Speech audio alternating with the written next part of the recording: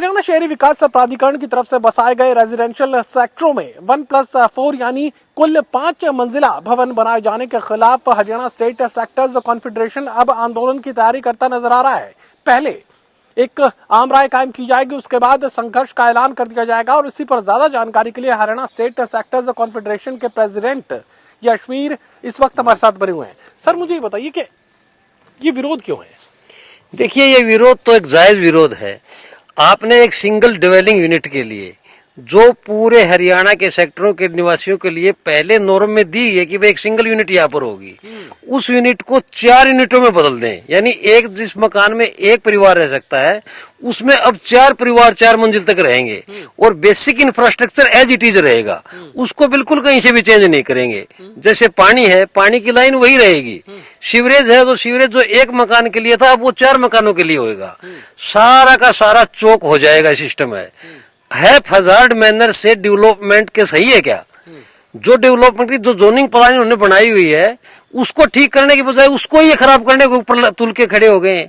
और आपने देखा होगा अभी रिसेंटली अभी जो पीछे जो बारिश आई थी उसमें पूरा गुड़गांवा और रोहतक के जितने सेक्टर थे वो डूब गए।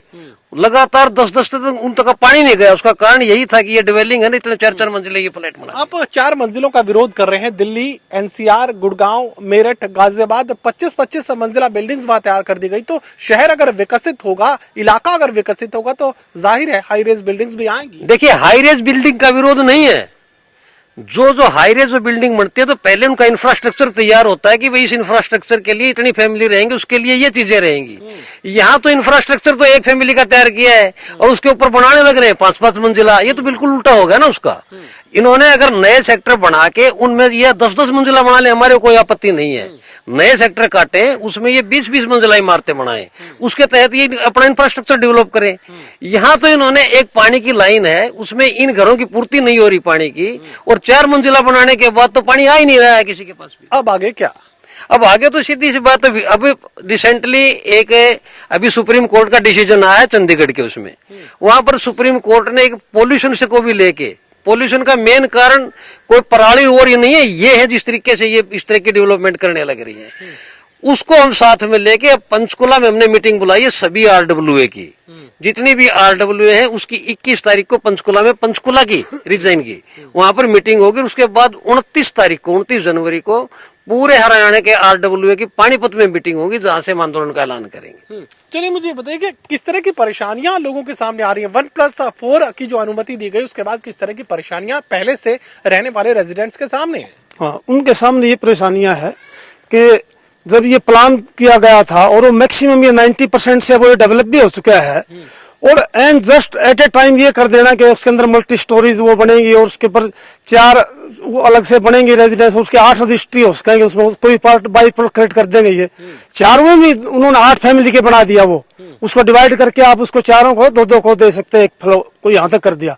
तो वो गवर्नमेंट ने एक अर्निंग का सोर्स बना लिया। आप देखिए कि यहाँ सांस लेने की जरूरत, सांस की दिक्कत है कि पॉल्यूशन से अगर आदमी होंगे तो गाड़ियां बढ़ेंगी और गाड़ियां बढ़ेंगी तो पॉल्यूशन बढ़ेगा।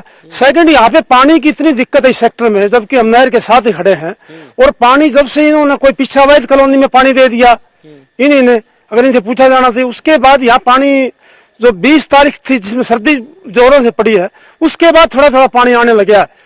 उसके बाद नहीं तो गर्मियों में कोई पानी आया ही नहीं। हाँ, लोग अपने टैंकरों से अपने पैसे से भराते हैं और वो पानी बिल्कुल वो साफ नहीं होता, प्योरीफाई भी नहीं है पानी, वो एडल्ट्रेटेड वाटर होता है, ये भर के लाते हैं वहां से। चलिए, मूलभूत सुविधाओं का संकट हाई रेज बिल्डिंग्स के साथ पैदा हो सकता है। 1+4 की अनुमति जरूर हरियाणा शहरी विकास प्राधिकरण की तरफ से दे दी गई। कमर्शियली बिल्डर्स के लिए ये एक बेहद फायदे का सौदा साबित हो रहा है, लेकिन पहले से रहने वाले रेजिडेंट्स इसी पर अपनी आपत्ति दर्ज करवा रहे हैं। सोगी कमल के साथ doctor Mahesh Kumar, total news, Hisar.